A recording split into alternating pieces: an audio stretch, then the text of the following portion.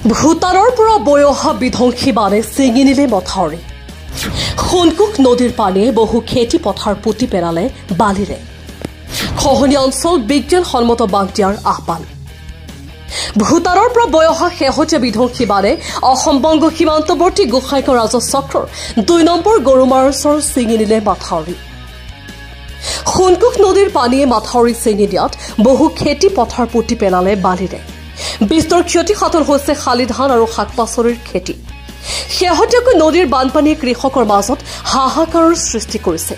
২ kilometre নদী বান্ধৰ ব্যৱস্থা গ্ৰহণ কৰিলে খহনীয়াৰ পৰা ৰক্ষা পৰিব গাঁওখন গাঁওবাসীয়ে চৰকাৰ আৰু জলসম্পদ বিভাগক খহনীয়া অঞ্চলত বিজ্ঞানসন্মতভাৱে বান্ধ দিয়াৰ ব্যৱস্থা গ্ৰহণ কৰিবলৈ অনুৰোধ জনাইছে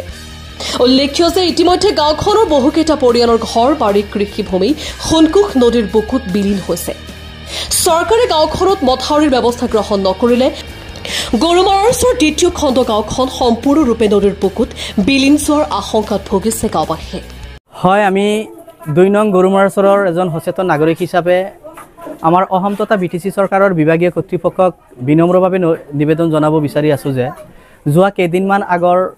ভূটানৰ পৰা নামি অহা প্ৰবল বানপানীৰ ফলত আমাৰ ২ নং গৰুমাৰৰ প্ৰটেকশ্যনৰ কাৰণে যিখিনি জিঅ' বেগ এটা ৩০০ মিটাৰ বান্ধ নিৰ্মাণ কৰা আছিল সেইখিনিৰ মাথাউৰি ছিঙি যোৱাৰ ফলত আমাৰ বিস্তৰ ক্ষতিসাধন হয় আমাৰ ধান খেতিৰ লগতে বিভিন্ন শাক পাচলি লগতে আমাৰ যিহেতু হয়তোবা গৃহপালিত বিভিন্ন ধৰণৰ জীৱ জন্তুৰ ক্ষতিসাধন হয় এইখিনিতে আমি আমাৰ